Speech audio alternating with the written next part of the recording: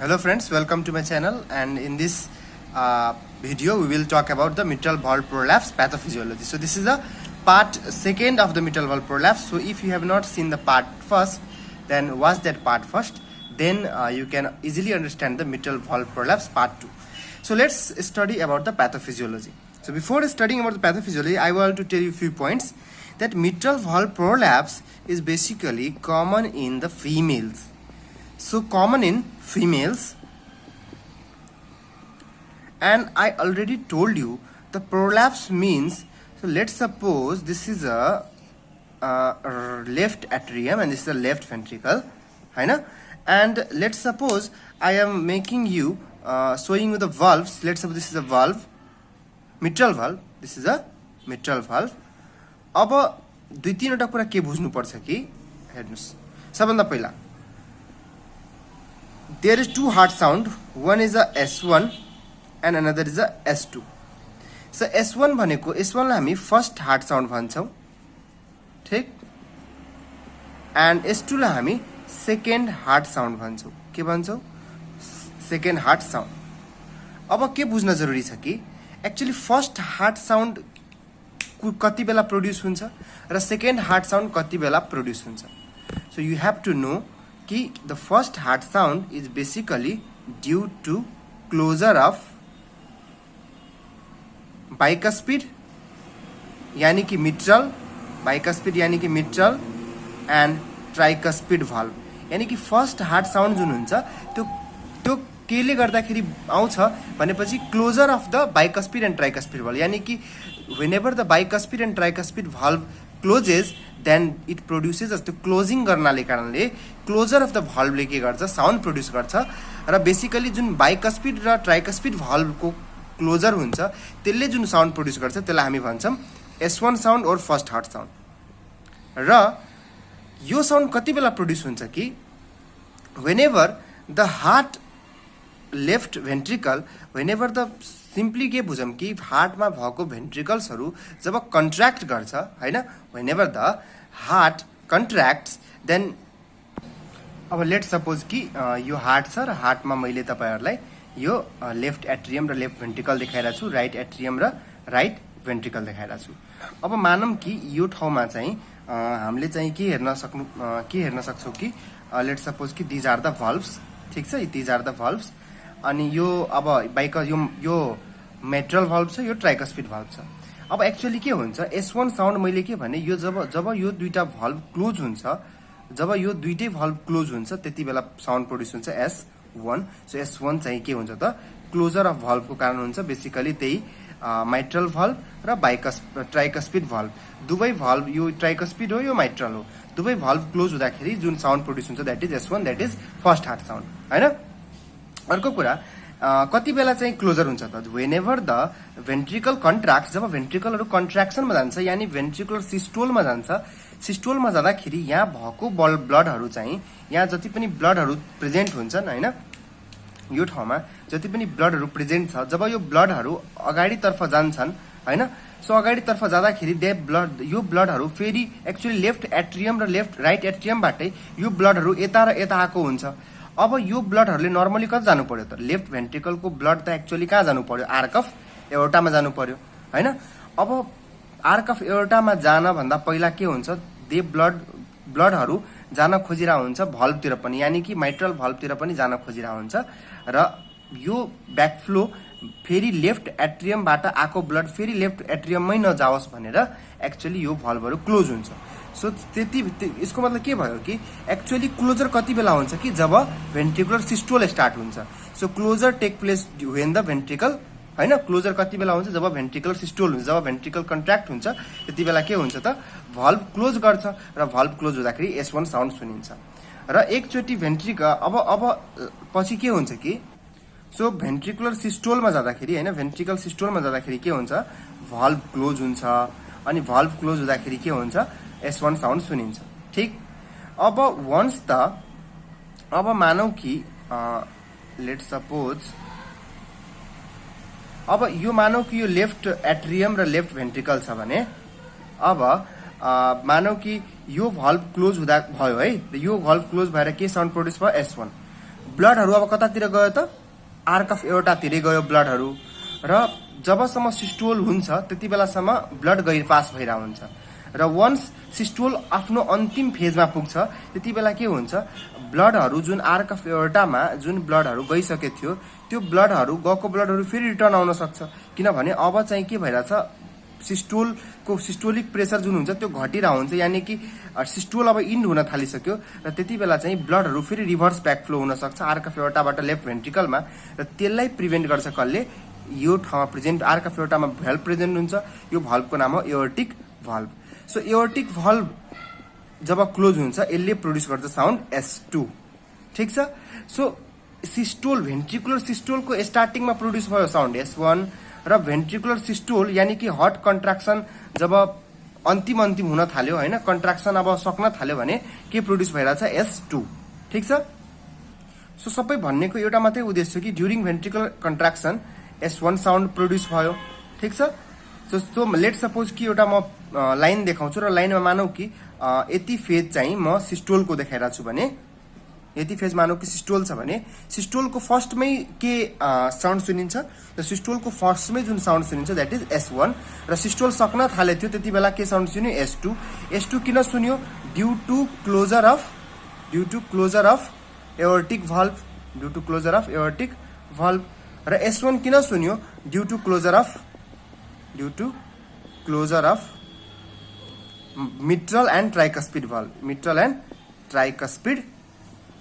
Valve हैन actually S2 sound aortic valve र plus pulmonary valve दुवै भल्भको कारणले गर्दा हुन्छ पल्मोनरी भल्भ भनेको अब राइट भेन्ट्रिकलबाट पनि त ब्लडहरू पम्प भएर पल्मोनरी आर्टरीतर्फ जान्छ अनि तिनीहरू पनि सिस्टोलको अन्तमा त्यो ब्लड पनि त फेरि फर्केर लेट सपोज कि यो राइट एट्रियम छ र यो राइट भेन्ट्रिकल छ अब यो मानौ कि पल्मोनरी आर्टरी छ चाहे पल्मोनरी ट्रङ्क मानौँ न अब यहाँ जुन भल्भ हुन्छ यसको नाम छ पल्मोनरी भल्भ अब यहाँ जुन प्रेजेन्ट छ यहाँको ब्लड यो ब्लड सिस्टोल टाइममा के भयो यतातिर गइरहेछ अब सिस्टोल सक्न थालेपछि यो ब्लड फेरि रिभर्स ब्याक भएर त पनि आउँछ अब रिभर्स ब्याक भएर यो ब्लडलाई पनि त यता ल्याउनु भएन हैन जुन ब्लड गइसकेछ पल्मोनरी आर्टरीको ब्लड त्यसलाई रिभर्स ब्याक ल्याउन त भएन त्यो रिभर्स ब्याक नआओस् भनेर चाहिँ के हुन्छ त पल्मोनरी भल्भको क्लोजर हुन्छ र पल्मोनरी भल्भको क्लोजर हुँदाखेरि पनि साउन्ड S2 नै सुनिन्छ भनेपछि पल्मोनरी भल्भ र एओर्टिक भल्भहरूको क्लोजरले गर्दाखेरि कुन साउन्ड सुनिन्छ त S2 साउन्ड सुनिन्छ जुन कि सिस्टोलको यानी कि भेन्ट्रिकल कन्ट्राक्सनको अन्तिमतिर सुनिन्छ तर S1 साउन्ड जुन हुन्छ त्यो माइट्रल र ट्राइकस्पिडको क्लोजरको कारण हुन्छ जुन कि सिस्टोल यानी कि भेन्ट्रिकुलर सिस्टोल स्टार्ट हुने बित्तिकै सुनिन्छ सो नर्मली मैले के भने कि सिस्टोलको फर्स्ट इनिसियलमा चाहिँ S1 साउन्ड सुनिन्छ र सिस्टोलको लास्टतिर S2 साउन्ड यानी सेकेन्ड हार्ट साउन्ड सुनिन्छ सो हामीले S1 र S2 हार्ट साउन्ड कति बेला सुनिन्छ अरू त्यसको कन्सेप्टहरू बुझ्यौँ अब हामीले चाहिँ मेन प्याथोफिजियोलोजी बुझौँ मेन प्याथोफिजियोलोजीमा के छ कि let's suppose this is left atrium and this is left ventricle ठिक छ अब हामीले यहाँ के बुझ्न सक्छौँ कि हेर्नुहोस् लेफ्ट एट्रियम छ लेफ्ट भेन्ट्रिकल छ अनि यो ठाउँमा मिट्रल भल्भ मानौ कि एउटा यो भल्भ प्रोल्याप्स हुन लाग्छ अब के बुझ्नु पर्यो कि नर्मली के हुन्छ जति बेला हार्ट रिल्याक्स गरिरहेछ भनेपछि जति बेला यो भेन्ट्रिकल रिल्याक्सिङ फेजमा छ हैन भेन्ट्रिकल जति बेला रिल्याक्स गर्दैछ यो बुझ्नु पर्यो so when the ventricle relax गर्ने बेला के हुन्छ त there is no pressure to भल्भहरूमा कुनै पनि प्रेसर लाग्दैन किनभने भेन्ट्रिकल रिल्याक्स भइरहेछ भने यतातर्फ कुनै पनि प्रेसर त्यति बेला लाग्दैन त्यही भएर प्रोल्याप्स एक्चुअली त्यति बेला भएको हुँदैन सो जति बेला यानी कि भेन्ट्रिकल रिल्याक्स भन्ने कन्डिसन के हो डायस्टोल भेन्ट्रिकुलर रिल्याक्स हुने कन्डिसन के हो डायस्टोल यानी कि डायस्टोलको बेला भल्भहरूमा कुनै पनि किसिमको प्रेसर लाग्दैन सो अल्टिमेटली डायस्टोलको बेला एक्चुअली भल्भको जुन सेप साइज स्ट्रक्चरहरू हुन्छ त्यो यस्तै नर्मलै हुन्छ यानी कि यस्तो हुन्छ र डायस्टोल बेला के भएर हुन्छ सेप साइज यस्तै हुन्छ र भेन्ट्रिकुलर फिलिङ भइरह हुन्छ when the ventricle is in diastole यानी कि रिल्याक्सेसन फेजमा छ तर जब भेन्ट्रिकल कन्ट्र्याक्ट गर्न थाल्छ अब मानौ फेरि अर्को कन्डिसन मानौँ कि अब के भयो कि भेन्ट्रिकल कन्ट्र्याक्ट गर्न सुरु भयो ठिक कन्ट्र्याक्ट गर्न सुरु हुने बित्तिकै के हुन्छ अब यो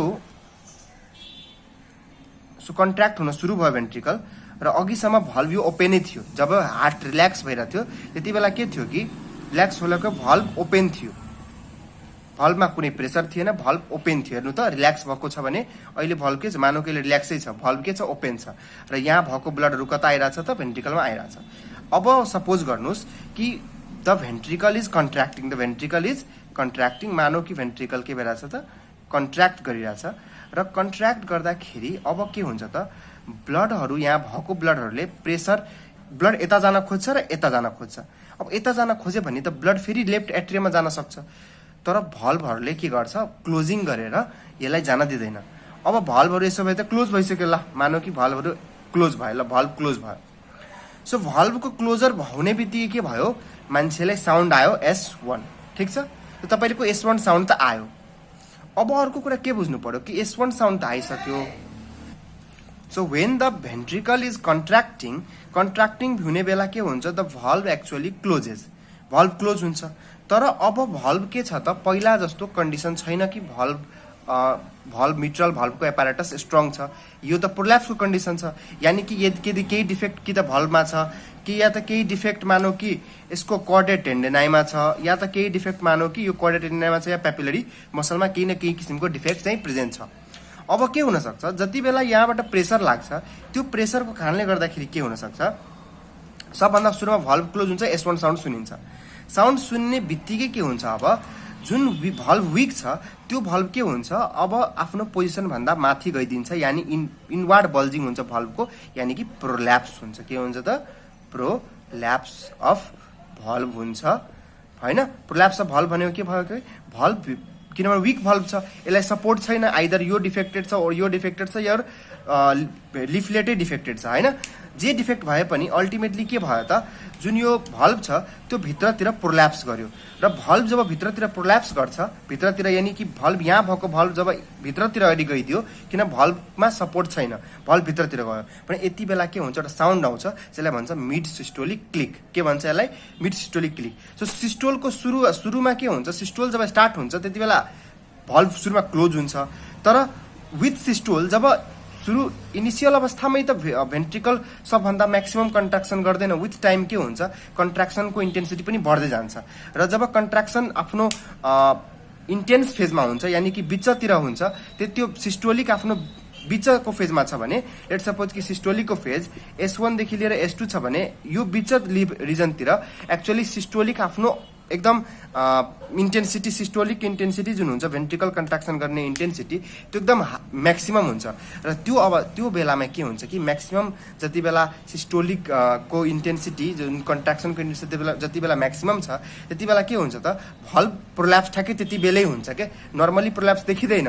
तर जब कन्ट्राक्सन इन्टेन्सिटी म्याक्सिमम छ, यहाँ भएको ब्लडले यति जोरले यसलाई प्रेसर दिन्छ कि यो प्रेसर यसले नर्मल भल्भले थाम्न सक्थ्यो, तर अब यो भल्भमा सपोर्ट नभएर यसले थाम्न सकेन, भल्भ प्रोल्याप्स भयो र त्यही कारण छ कि सिस्टोलिकको बिचतिर के हुन्छ, एउटा साउन्ड सुनिन्छ and this sound is known as mid systolic click. के त मिड सिस्टोलिक क्लिक। यही कारण छ कि यो जुन प्रोल्याप्स, सडन प्रोल्याप्स जुन भल्भको हुन्छ सिस्टोलको बिचतिर, किनभने बिचैतिर कन्ट्राक्सन म्याक्सिमम हुन्छ, त्यही भएर जो साउन्ड सुनिन्छ यसलाई भन्छ मिड सिस्टोलिक क्लिक। हेर्नुहोस्, यो मिट्रल भल्भ प्रोल्याप्स अलिक टपिकहरू बुझ्न गाह्रो नै छ, तैपनि म यसलाई सजिलो भाषामा बुझाउन खोज्छु कि के मैले भन्न खोजेँ कि एक्चुअली S1 साउन्ड जब भल्भ क्लोज हुन्छ त्यति बेला सुनिन्छ।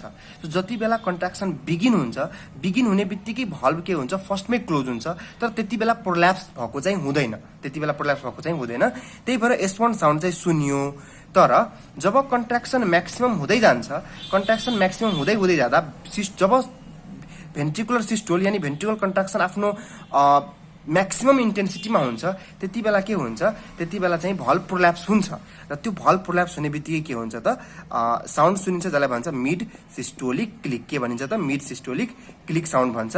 र अब के भइसक्यो, भल्भ प्रोल्याप्स भइसक्यो र जब यो भेन्ट्रिकल जब आफ्नो अन्तिम चरममा पुग्छ हैन, जब मानौ कि सिस्टोल आफ्नो अन्तिम अवस्थामा पुग्छ, सिस्टोल अन्तिम अवस्थामा पुग्दाखेरि के हुन सक्छ त यानी कि सिस्टोलको लास्टतिर यानी कि हेर्नु सिस्टोल फेज कति के को बीचमा छ S1 र S2 को बीचमा यानी कि मेट्रल भल्भ क्लोजरदेखि लिएर एओर्टिक भल्भ क्लोजरसम्मको फेज हो सिस्टोल ठीक छ।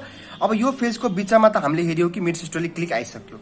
अर्को कुरा के हुन्छ कि अब मिड सिस्टोलिक क्लिक सकिसकेपछि के भइरहेको हुन्छ त अब यो बीचमा जुन भल्भ प्रोल्याप्स भयो सो केही ब्लडहरू त अब यो प्रोल्याप्सको कारणले के भयो एउटा च्याम्बर जस्तो हेर्नु त यति एक्स्ट्रा स्पेस डेभलप भयो कहाँ त यो रिजनमा। यो एक्स्ट्रा स्पेसमा के हुन्छ जब ब्लड गइरहेको हुन्छ सो नर्मली यो एक्स्ट्रा स्पेस त थिएन तर प्रोल्याप्सको केसमा एक्स्ट्रा स्पेस आयो र एक्स्ट्रा स्पेस आएको कारणले यो ठाउँमा ब्लड अब जुन ब्लड छ त्यो मुभ गरेर अलिक यस्तो टेढो पाराले अब यता जाने भयो। सो यो टेढो पाराले जुन यता जान्छ ब्लड यो यस्तो पाराले गएपछि यो ब्लडमा के भयो त ब्लडमा टर्बुलेन्स भयो के ब्लडमा के भयो टर्बुलेन्स भनेको ब्लडको जुन नर्मल वे जुन हुन्छ हिड्ने त्यो वे बिग्रियो के। सो त्यसलाई भन्छ ब्लडको टर्बुलेन्स। उसको आफ्नो बाटो जुन नर्मली ऊ हिड्थ्यो त्यो बाटो बिग्रिसकेछ हैन। किन बिग्रिसक्यो किनभने जुन प्रोल्याप्स जुन भल्भ छ त्यसले गर्दाखेरि एउटा स्पेस डेभलप भइसक्यो र त्यो स्पेसले गर्दाखेरि अब जुन ब्लड फ्लोहरू भइ नै रहेको थियो अन्तिमसम्म हैन सिस्टोलको अन्तिमसम्म पनि त केही न केही मात्रामा ब्लड फ्लो हुन्छ। सो त्यो ब्लड फ्लो जुन भइरहेछ त्यो ब्लड फ्लो अब यो प्रोल्याप्स भल्भको कारण चाहिँ केही टेढो मेढो भएर हिड्छ र टेढो मेढो भएर हिड्यो कारणले गर्दाखेरि एउटा टर्बुलेन्स डेभलप हुन्छ त्यहाँ र यो टर्बुलेन्सले गर्दाखेरि जुन साउन्ड सुनिन्छ त्यसलाई भन्छौँ हामी मर्मर। के भन्छौँ त मर्मर। युजुअली के बुझ्नुस् कि ब्लडमा जति बेला टर्बुलेन्स आउँछ यानी ब्लडको बाटो यति बेला बिग्रिन्छ त ब्लड अब सिधा नहिडेर अब टेढो मेढो हिड्छ र टेढो मेढो हिड्ने भनेको ब्लड टर्बुलेन्स भइसक्यो ब्लडको बाटो बिग्रियो र त्यसले गर्दाखेरि मर्मर प्रोड्युस हुन्छ। सो मर्मर कति बेला आयो जब प्रोल्याप्स भइसक्यो त्यसपछि आएछ। त्यही भएर प्रोल्याप्स भएको कारणले मिड सिस्टोलिक क्लिक आएको थियो र त्यसपछि के आयो बल्ल मर्मर आयो यानी कि सिस्टोलको अन्तिमतिर बल्ल के आयो त मर्मर आयो। त्यही भएर यहाँ जुन मर्मर हुन्छ त्यसलाई हामी भन्छौँ लेट सिस्टोलिक मर्मर। के भन्छौँ त late systolic murmur. So let suppose कि यो S1 साउन्ड छ र यो S2 साउन्ड छ हैन र यही बीचको फेज के हुन्छ त यो बीचको फेज भनेको सिस्टोलिक फेज हुन्छ र अब मैले के भनेको थिएँ कि यो बीचको फेजमा चाहिँ के देखिन्छ त मिड सिस्टोलिक क्लिक देखिन्छ भनेपछि यो के भयो त मिड सिस्टोलिक क्लिक भयो हैन। अर्को कुरा जब सिस्टोल अन्तिम हुन थाल्छ त्यति बेला यो लेटतिर के सुनिन्छ त एउटा मर्मर सुनिन्छ। त्यही भएर यो मर्मरलाई के भन्छ त लेट सिस्टोलिक मर्मर भन्छ। सो अब तपाईहरुले बुझिसक्नुभयो किन चाहिँ मिट्रल भल्भ प्रोल्याप्समा लेट सिस्टोलिक मर्मर चाहिँ सुनिन्छ र मिड सिस्टोलिक क्लिक सुनिन्छ। त्यही भएर यो कुराहरु बुझ्न चाहिँ जरुरी छ कि मिट्रल भल्भ प्रोल्याप्समा मिड सिस्टोलिक क्लिक र लेट सिस्टोलिक मर्मर चाहिँ यसको मेन फिचर हो। अब केही अझै हामीले कुरा गरौँ। लेट सपोज कि यो चाहिँ लेफ्ट एट्रियम जहाँ पनि त म त्यही भन्न छैन बोर्ड पनि लागिसक्यो होला नरिसाउनुस् बोर्ड लागे पनि यसले इम्पोर्टेन्ट टपिक छ हैन बुझ्न जरुरी छ। भोलि गएर के था कार्डियोलोजिस्ट बन्न मन होला भने यो बुझ्न जरुरी नै छ। ल अब मानौ कि एउटा भल्भ प्रोल्याप्स भइसक्यो र अर्को भल्भ मानौ कि ठिक छ यो भल्भ प्रोल्याप्स भइसकेछ। अब के हुन सक्छ कि प्रोल्याप्स हुँदा हुँदैखेरि अब कति मान्छेमा के हुन सक्छ in some patient there may be in some patient there can only be mitral valve prolapse। कुनै पेशेन्टहरुमा मात्रै प्रोल्याप्स छ अरु केही पनि छैन हैन। सो के भन्छ कि यदि mild to moderate degree of prolapse मात्रै छ भने यदि मानौ कि mild to moderate degree of prolapse मात्रै छ भने पेशेन्टहरु युजुअली के हुन्छ त असिम्प्टोमेटिक हुन्छ। यानी कि पेशेन्टलाई खासै केही पनि फिचर्स देखिरा हुँदैन पेशेन्टले थाहा पनि हुँदैन कि मलाई केही भइ पनि रहेछ ठीक छ नि। युजुअली पेशेन्ट के हुन्छ त असिम्प्टोमेटिक हुन्छ किनभने प्रोल्याप्स मात्रै भएर पनि केही प्रब्लम आएन। अल्टिमेटली ब्लड त जुन जानु पर्थ्यो एक्चुअली यो एओर्टाबाट सो अल्टिमेटली जे भएर पनि टर्बुलेन्स जे आएर पनि अल्टिमेटली त गइसक्यो ब्लड। सो त्यही भएर पेशेन्टले केही पनि क्लिनिकल फिचर आउँदैन पेशेन्ट एसिम्प्टोमेटिक नै हुन्छ। तर अब के भयो कि कोही मान्छेहरुमा माइट्रल भल्भ प्रोल्याप्स हुँदा हुँदै के हुन सक्छ त यो भल्भ यति भित्र गयो कि भल्भ यसरी भइदियो। ल अब यो केसमा के भइदियो त दुईटा भल्भको बीचमा कम्युनिकेसन थोरै हराइसक्यो। सो यसले गर्दाखेरि के भयो यसले गर्दाखेरि बीचमा एउटा ग्याप डेभलप भइसक्यो र यो ग्याप डेभलप हुँदा के हुन सक्छ कि जुन ब्लडहरु सिस्टोलिक टाइममा सिस्टोलिकको अन्तिमतिर के गर्न सक्छ त ब्लडहरु केही रिगर्जिटेट भएर लेफ्ट भेन्ट्रिकलको ब्लड कता जान सक्छ सिस्टोलिक टाइम जति बेला सिस्टोलिक भइरहेछ त्यो सुरुको सिस्टोलिकमा त जस्ट भल्भ क्लोज हुन्छ, पछि चाहिँ भल्भ प्रोल्याप्स हुन्छ जब इन्टेन्स कन्ट्राक्सन हुन्छ र इन्टेन्स कन्ट्राक्सन भन्दै पनि अझै भइसक्यो भने प्रोल्याप्स भदा हुँदै अझै के भइदियो त यो भल्भ अलिक भित्र अझै गइदियो कि बिचमा दुईटा भल्भको बिचमा ग्याप आइदियो र यो ग्यापले गर्दाखेरि के भयो ventricular blood can also come into the left atrium and this is known as mitral regurgitation. यसलाई के भन्छ त माइट्रल रिगर्जिटेसन, यानि कि लेफ्ट भेन्ट्रिकलमा भएको ब्लडहरू रिगर्जिटेट भएर कता गइदियो त लेफ्ट एट्रियममा गइदियो and this condition is known as mitral regurgitation. And mitral regurgitation जुन कन्डिसन छ यो कन्डिसनले गर्दाखेरि पनि तपाईलाई जुन लेट सिस्टोलिक मर्मर छ त्यो यो कन्डिसनले गर्दा पनि हुन्छ। सो लेट सिस्टोलिक मर्मर फेरि सुनिन सक्छ हैन। सो मैले के भने कि लेट सिस्टोलिक मर्मर एउटा भनेको थिएँ कि यो जुन बिचमा ग्याप भएको थियो त्यो ग्यापले गर्दा फेरि आउन सक्यो। अर्को कुरा लेट सिस्टोलिक मर्मर कारण आउने के छ कि एमआर हुनसक्छ कति पेसेन्टहरूमा, र जुन पेसेन्टहरूमा मिट्रल प्रोल्याप्स पछि यदि एमआर भइदियो यानि मिट्रल रिगर्जिटेसन भइदियो भने त्यो पेसेन्टहरूमा पनि लेट सिस्टोलिक मर्मर सुनिन सक्छ। सो एउटा के बुझ्नुस् कुरा कि सबै पेसेन्टमा मिट्रल प्रोल्याप्स हुने छ भने सबैमा मिट्रल रिगर्जिटेसन हुन्छ जरुरी छैन। केही पेसेन्टहरूमा मिट्रल प्रोल्याप्स मात्रै हुन्छ मोस्ट अफ द पेसेन्टमा, तर सम पेसेन्टमा मिट्रल भल्भ प्रोल्याप्स भएर मिट्रल रिगर्जिटेसन पनि हुनसक्छ, यानि कि प्रोल्याप्स यति भयो कि दुईटा भल्भको बिचमा ग्याप आइदियो र त्यहाँबाट ब्लडहरू रिगर्जिटेट भएर लेफ्ट एट्रियममा गइदियो। So let's talk about some clinical feature. अब क्लिनिकल फिचर बुझ्न सकिन्छ कि मोस्ट अफ द पेसेन्ट त असिम्प्टोमेटिकै हुन्छ, केही पनि फिचर आउँदैन हैन। अब कोही पेसेन्टहरूमा के हुनसक्छ कहिलेकाहीँ पाल्पिटेसन प्रेजेन्ट हुनसक्छ। सो पाल्पिटेसन प्रेजेन्टहरू चाहिँ कति बेला हुनसक्छ यदि मानौँ कि अब भेन्ट्रिकल कन्ट्राक्सन भइरहेछ र अब कन्ट्राक्सन हुँदाहुँदै कहिलेकाहीँ के हुन्छ त अब भेन्ट्रिकुलरहरू एरिथमियामा गइदियो, भेन्ट्रिकल्सहरू अब चाहिँ एबनर्मली कन्ट्र्याक्ट गर्न थालिसक्यो किनभने एक्चुअली ब्लडहरू सबै ब्लडहरूको ब्लड फ्लोमा के भइसक्यो टर्बुलेन्स भइसक्यो र टर्बुलेन्सहरू भइसकेछ भने के हुनसक्छ त्यो केसहरूमा चाहिँ अब भेन्ट्रिकलहरूको जुन हार्टबिट गर्ने रिदम छ त्यो बिग्रिन सक्छ र त्यति बेला पाल्पिटेसन हुनसक्छ। र यही ट्याकी यो एरिथमियाहरू अब म्याक्सिममहरू भइदियो भने कति मान्छेहरूमा चाहिँ अब म्याक्सिमम एरिथमियाहरूको कारणले गर्दाखेरि सडन कार्डियक डेथ पनि हुनसक्छ, सडन कार्डियक डेथ। सो यो सडन कार्डियक डेथ हुने यहाँबाट अलिक चाहिँ रियरै कुरा हो के, मिट्रल भल्भ प्रोल्याप्स मात्रै भएर सडन कार्डियक डेथ भएको चाहिँ अलि रेयर नै छ, तर कहिलेकाहीँ चाहिँ अब पाल्पिटेसनहरू इरिथमियाहरू भएर युजुअली चाहिँ अब भेन्ट्रिकुलर इरिथमियाहरू इन्टेन्स इरिथमियाहरू छ भने सडन कार्डियक डेथ पनि हुनसक्छ। कति पेसेन्टहरूमा चाहिँ चेस्ट पेन लिएर आउन सक्छ, चेस्ट पेन पनि अब त्यही हो एरिथमिया हुन्छ, अब भेन्ट्रिकल एकदम धेरै स्ट्रेच गरिरहेछ हैन। सो ओभर स्ट्रेचिङ अफ भेन्ट्रिकल्स भइरहेछ किनभने राम्ररी सबै ब्लड एओर्टामा फाल्न सकिरहेको छैन। सो यो ओभर स्ट्रेचिङ अफ भेन्ट्रिकलको कारणले गर्दाखेरि मान्छेमा चेस्ट पेन हुनसक्छ र चेस्ट पेन जुन यहाँ हुन्छ त्यो तपाईँले स्ट्याबिङ टाइप अफ चेस्ट पेन हुन्छ। के टाइप अफ चेस्ट पेन हुन्छ? स्ट्याबिङ टाइप अफ चेस्ट पेन हुनसक्छ। अब अर्को चाहिँ हामीले आस्कल्टेसनवाला फिचर्सहरू भनेको थियो कि आस्कल्टेट गर्दाखेरि हामीले के पाउन सक्छौँ त S1 र S2 यानि फर्स्ट र सेकेन्ड आउट साउन्डको बिचमा चाहिँ मिड सिस्टोलिक क्लिक पाउन सक्छौँ हैन, मिड सिस्टोलिक क्लिक। अर्को चाहिँ हामीले भनेको थियौँ कि late systolic murmur, late systolic मर्मरहरू पाउन चाहिँ सकिन्छ।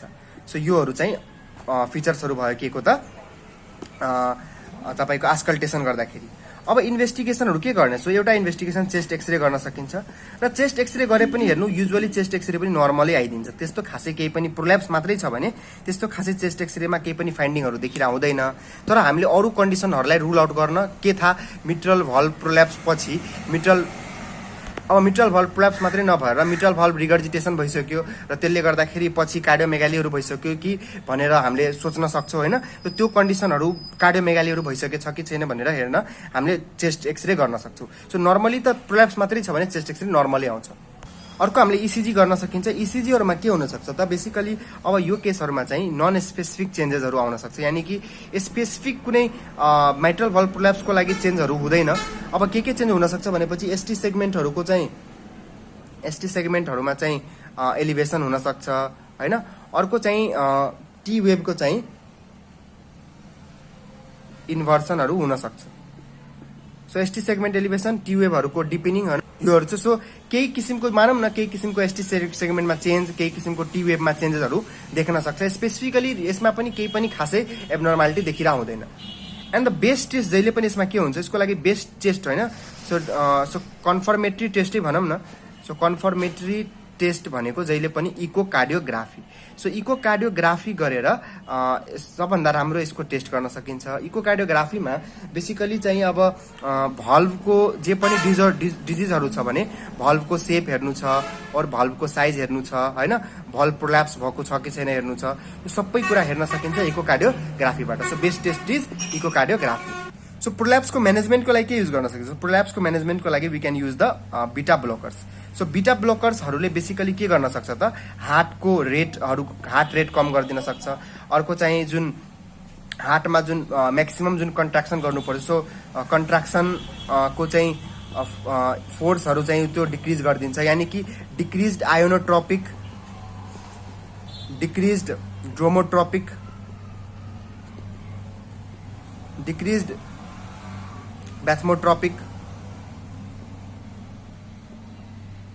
ब्याथमोट्रोपिक एक्सनहरू देखाउँछ। अब के हो इन्क्रिज आयोनोट्रोपिक भनेको? कि हार्टमा जुन फोर्स अफ कन्ट्राक्सन छ होइन, सो फोर्स अफ कन्ट्राक्सन यो बिटा ब्लोकरले के गर्छ? बिटा ब्लोकरहरूको इक्जाम्पल के भयो जस्तो, इक्जाम्पलका लागि प्रोप्यानोलोल एउटा नन सेलेक्टिभ बिटा ब्लोकर हो। अर्को चाहिँ लिभोबुनोलोलहरू हुन्छ, लाबेटालोलहरू हुन्छ होइन। सो डिफ्रेन्ट काइन्ड अफ बिटा ब्लोकर्स युज गर्न सकिन्छ। अब बेसिकली आयोनोट्रोपिक एजेन्ट भनेको के हो? फोर्स अफ कन्ट्राक्सन जुन हार्टको छ त्यसलाई कम गर्छ। ड्रोमोट्रोपिकले एक्चुअली जुन कन्डक्सन जुन करेन्ट छ एट्रियाबाट भेन्ट्रिकल्समा जाने त्यसलाई स्लो डाउन गरिदिन्छ।